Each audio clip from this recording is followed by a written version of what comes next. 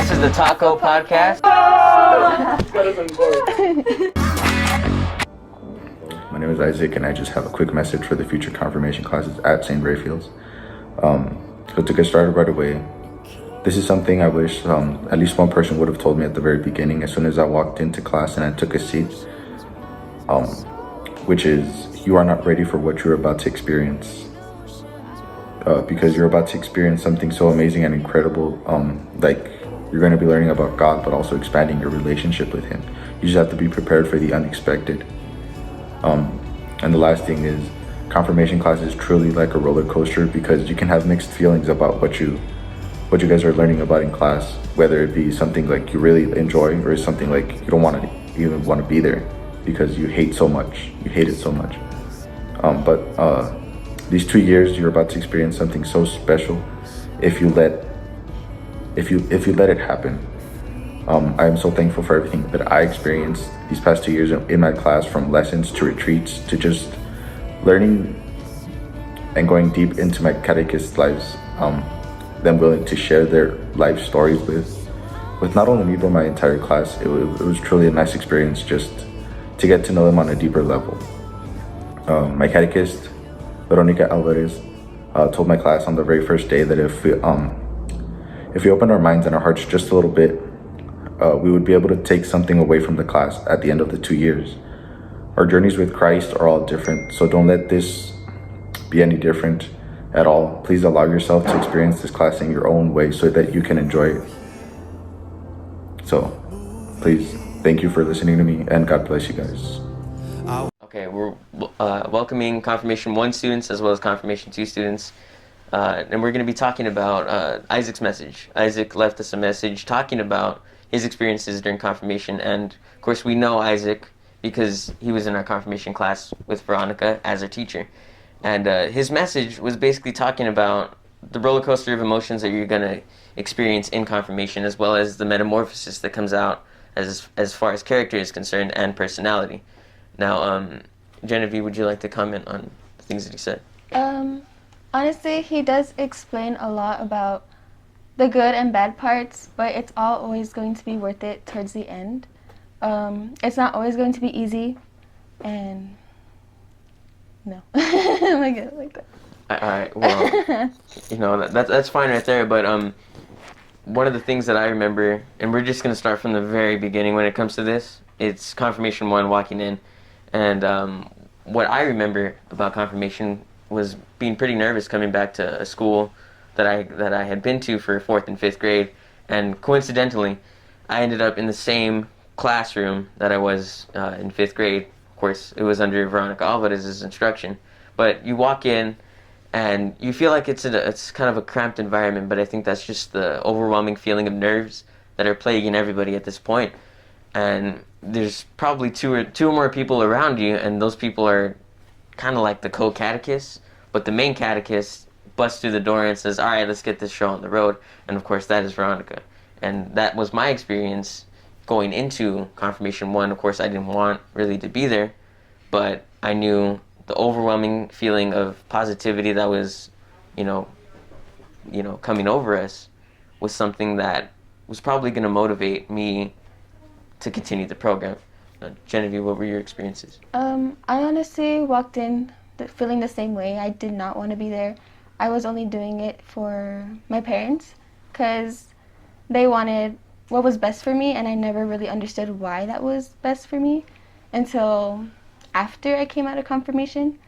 But it wasn't something that I wanted to do. I was pretty much forced there, but I'm really glad that my parents did sign me up for that class. And going off of the idea that she says that she was forced, I wasn't really forced. I was kind of just thrown in and, sink or swim. And I think walking in, you feel that feeling of overwhelming sense of sometimes dread, because you're entering a new thing, you're entering something that isn't familiar to you. And the best thing that I could say for everybody that's Confirmation 1 in particular is just to keep an open mind. And they're going to stress this so many times. I don't mean to sound like a broken record or anything, but this is going to be repeated millions of times. Just in my opinion, it feels like a million times, because it's something that needs to be engraved in your mind. And by the end of confirmation, you're going to realize, maybe I do need to keep a more positive outlook on my life, because positivity is what shapes the mindset. And if you have a good mindset and you have good people around you, you're going to put good out into the world. And that's just the main thing for confirmation 1. And confirmation 2 is just, a buildup of that, as well as a culmination, which is the mass that you're going to undertake. And of course, that's a whole nother story on top of it. But, Jennifer, would you like to comment on, Yeah. comment that I said? Although that piece of advice that he did say right now of to keep an open mind, it is said a lot of times, but I would say it's one of the best pieces of advice that I was given, because if I never listened to them, I probably wouldn't be in this position that I am right now with God and my relationship with Him. All right. No, she talked about the relationship of God, and that is something that's not only going to build during your time in confirmation, it's going to change your outlook on life in particular.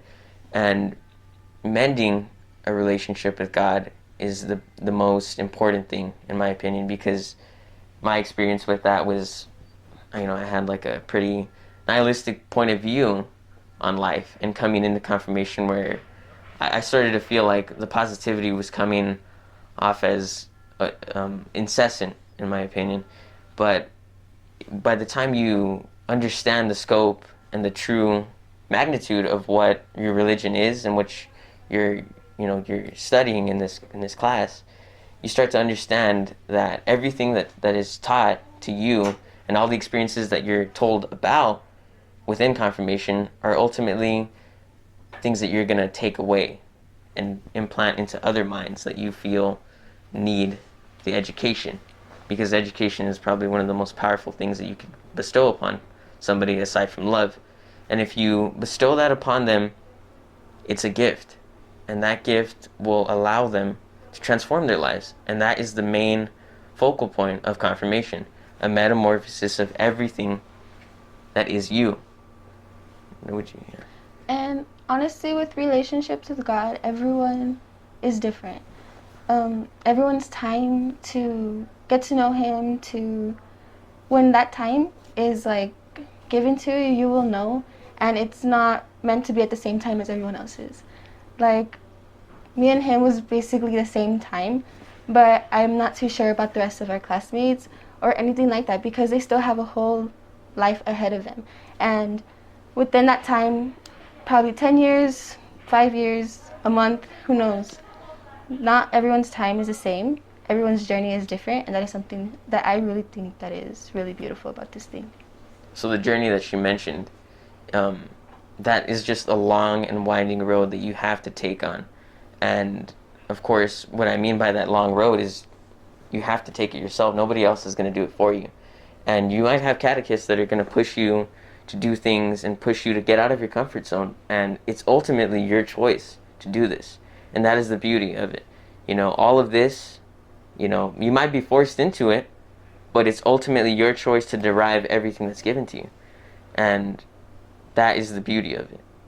You could walk into confirmation, go through the motions, and come out, not learning anything, or not really being a different person.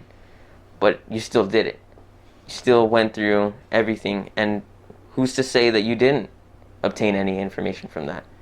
That's just how it is usually, is that everybody always derives something from what they're taught.